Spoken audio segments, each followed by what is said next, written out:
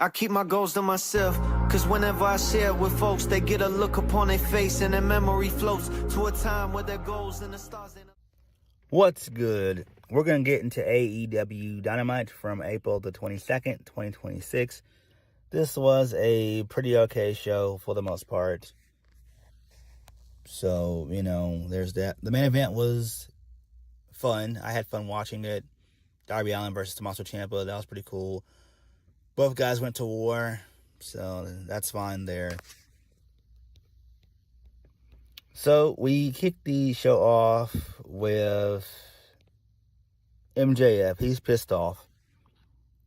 He says what happened last week was the Seattle screw job. So he points out that he wasn't ready after an all-out war with Kenny Omega at Dynasty. He made fun of the fans for thinking that Darby could beat him at 100%. So MJF said that he was the man that made sure that the Hangman Adam Page could never challenge for the AEW World title again. And he's the man who kicked out of the One Winged Angel like it was nothing. He tells Darby that he doesn't care about his title match against the Psycho Killer.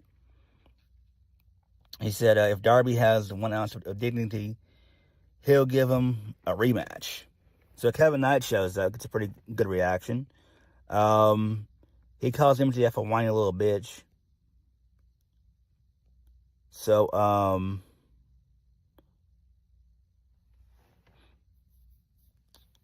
then, Kevin Knight put some stuff over saying that that he looks good having gold around his waist.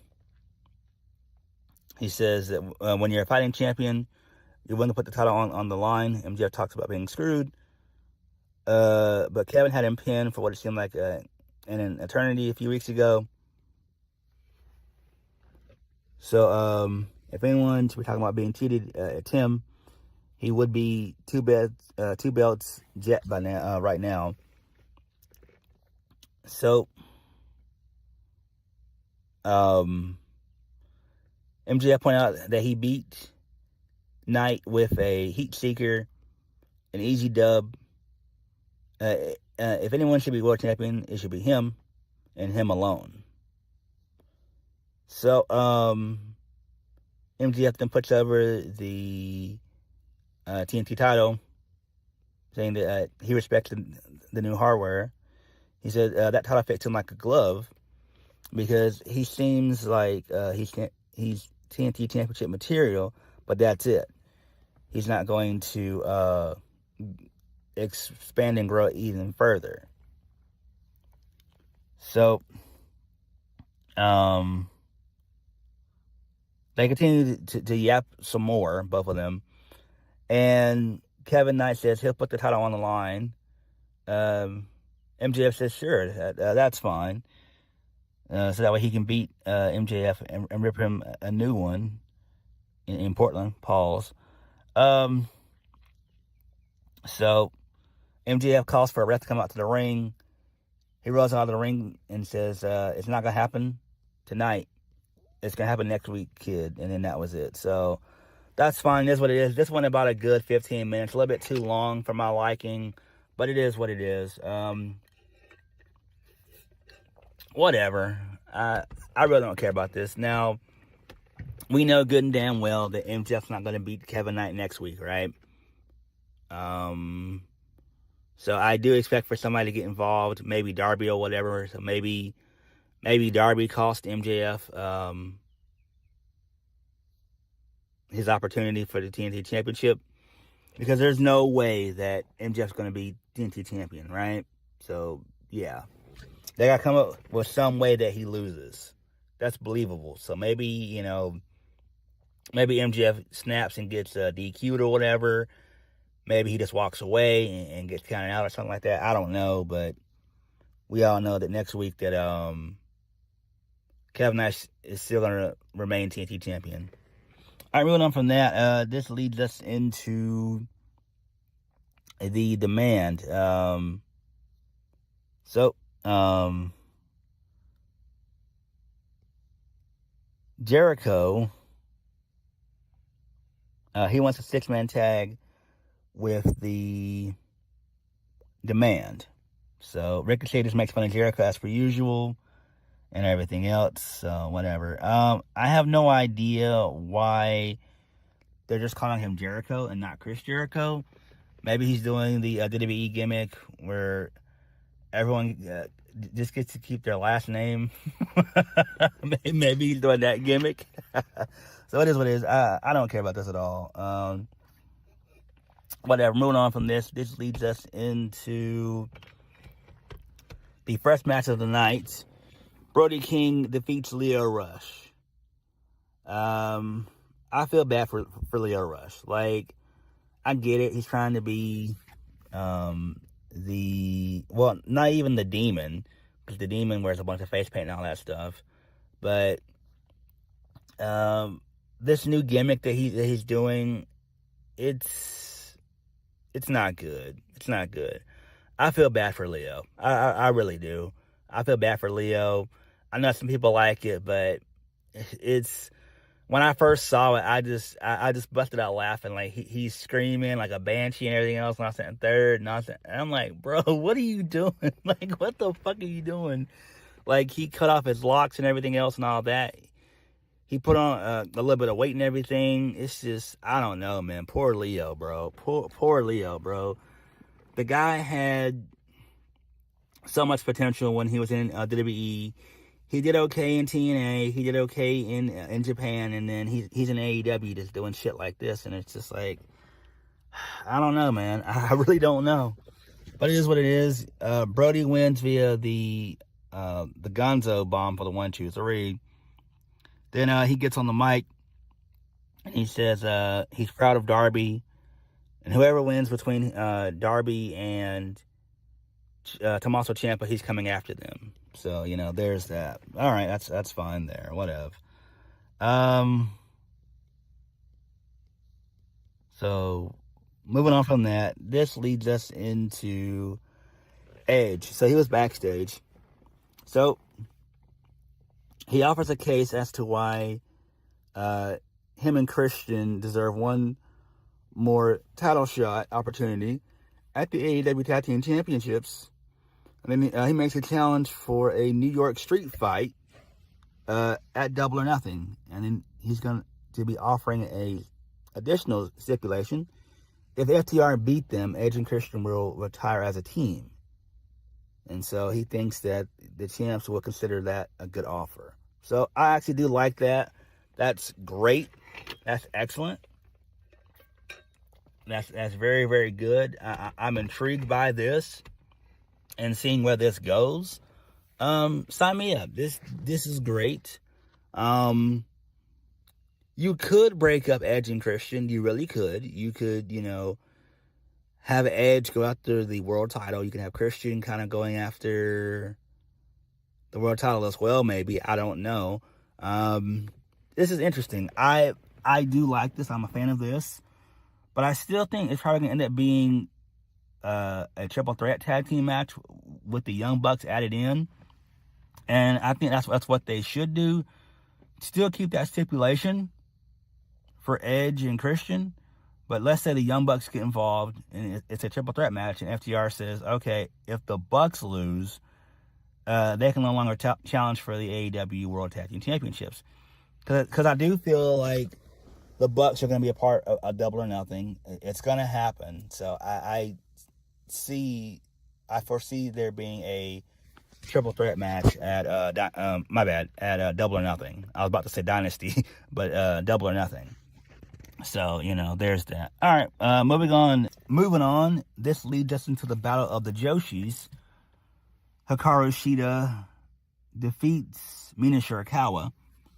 So, towards the end of the match, Mina tried to use the kendo stick, but Chris Statlander got involved and snatched it away, and this allowed for Hikaru Shida to hit the Falcon Arrow for the 1, 2, 3, and there's that. So, I like this. It seems like Chris Statlander is more than likely done with AEW. Because it seems like her contract's going to be up sometime this year. Don't know when. I'm hoping it's up during the summer. But I can tell you, Chris Statlander is ready to leave AEW. She's ready to go to NXT or TNA. And to be honest with you, I don't care which one she goes to. She needs to go and get away from AEW. Like, she's checked out. Like, she's totally checked the fuck out. You can tell. You can visually see it in her face and everything else. She's ready to she's ready to leave. But maybe she might turn on Hikaru Shida. Maybe I don't know. I doubt it though. But it is what it is. But it seems like they're probably gonna have them be the ones to go after Megan Bayne and Lena Cross. I can't remember their tag name. It eludes me at the moment, but it is what it is. But they'll go after them more than likely. Dominant something or whatever they're called. Dominion of Dominance or something like that. I can't fucking remember. I don't know. Who cares? Moving on. This leads us into Okada. So he's going to be defending the International Championship against Takeshita at Double or Nothing. Okada says Takeshita is still just a boy, and he'll regret challenging the Rainmaker for the title, and then he calls him a bitch. Who cares? I don't care about this. It should be fun, though. It's going to probably be a good 25-30 minute match. I guarantee you that. And hopefully Takeshita will win. More than likely he needs to. Moving on. This leads us into Mark Davis defeating Will Ospreay via referee stoppage. So, Will Ospreay basically just gets his ass kicked. I can't remember what move Mark Davis did. Oh, yeah, he did a pile driver on the apron to take out Will Ospreay. So a medic comes out to check on Ospreay. Mark Davis wants to get back in the ring, and he does. So, Will Ospreay, he's telling Doc Samson to let him get up and crawl into the ring. So, the ref talks to Doc Samson. He gives him the word that Ospreay can't continue. So the referee calls for the bell, and then that was it. So Mark Davis wins via referee stoppage. I like this. It's pretty interesting. Finally, Will Ospreay sold. Well, actually, he sold last week too. So I'm liking this. This is fine. This makes sense. More of this, please. So there's that.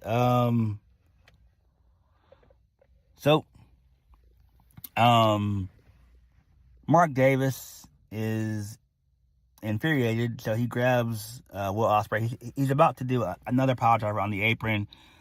The Death Riders, they show up. They stare down Mark Davis. He leaves and gets out of dodge with Don Callis. So basically, the Death Riders, they abduct Will Ospreay, and then that was it. I'm like, what the hell? What are they going to do? Are they going to sacrifice Will Ospreay? Like, what are they about to do? So, there's that. It is what it is. Moving on, this leads us into Alex Windsor. So she's backstage. She's addressing the Triangle Madness. And then Stephanie shows up. And she wants to help. So she's going to help the Brawling Birds go after the Triangle Madness on Collision. Yay! Who cares about this shit? But Stephanie does look good. Moving on, Samoa Joe defeated a jobber. Joe's been out for about maybe 4 or 5 months. But he's back, so he ends up winning via the Muscle Buster. And then he daps up Hook. And that was it. So, there's that. Moving on, we get a video package highlighting Darby Allin's career and stuff. Before the main event. That's pretty cool. Moving on from that, this leads us into Chris Jericho. he recruited a team to help him against the demand. It's going to be the Hurt Syndicate. So they stepped out of his locker room. MVP says with them, it's never personal. It's just business. Okay, so I like that. That's fine. But this is going to happen on Collision. So why didn't this happen? I mean, why is this not going to happen on Dynamite next week? That's so damn weird. Again, nobody watches Collision. Stop making decent matches for Collision. Put that on Dynamite. The Hurt Syndicate should not be on Dynamite. Should not be on Collision. I'm sorry, I misspoke. They should not be on Collision. They should be on Dynamite. Exclusively on Dynamite. Exclusively. They've been on Collision for probably a couple months. Like, I was shocked when I saw them on Collision. I'm like, what the hell? Because the Hurt Syndicate, when they first came in, they were all over Dynamite. All over it. They were on there every single week. And they were the best part of the show at that time. And now they've been there for a while, and now they're on Collision. It's like, no. It's like, no. Like, Collision should be for B talent. Like, that's what Collision should be for. Your A talent should be Dynamite, right? And your A talent includes the Hurt Syndicate. So, Tony Khan, what the fuck are you doing, bro? Get with the program. The Hurt Syndicate, they kick ass, man. They kick ass. Moving on. So, Darby Allin shows up. He gets on the mic. He soaks in the adulation of the crowd before talking about Portland being where his first match took place. He admits that this could all quickly come to an end, as Tomasso Ciampa comes out later on tonight, before talking about people he made proud. He mentioned his fiance and other people and all that stuff. He said this 15-minute ride could end. So MJF shows up. He says that Darby Allin doesn't deserve shit. And he demands that Darby give his title back right now. But Darby, he denies this. He demands a rematch right now. So Darby denies that as well. He's saying that MJF can't, it's not going to face him until he puts something on the line. Because unlike MJF, everyone else in the back deserves a title shot. So Darby will put his body on the line every single week.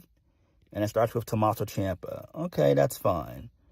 So, main event of the evening, Darby Allin defeats Tomasso Ciampa to retain the AEW World Championship. He taps out Tomasso Ciampa via the Scorpion Deathlock.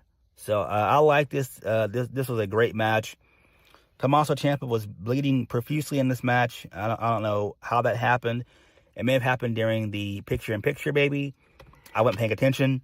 There was a bunch of near falls in this match and stuff. Both guys went to war. So good stuff here. Then post-match, Brody King showed up. He once again put over Darby Allin and everything else, and says that next week, it's official. It's going to be Darby Allin versus Brody King for the AEW World Championship. Okay, and then that was it.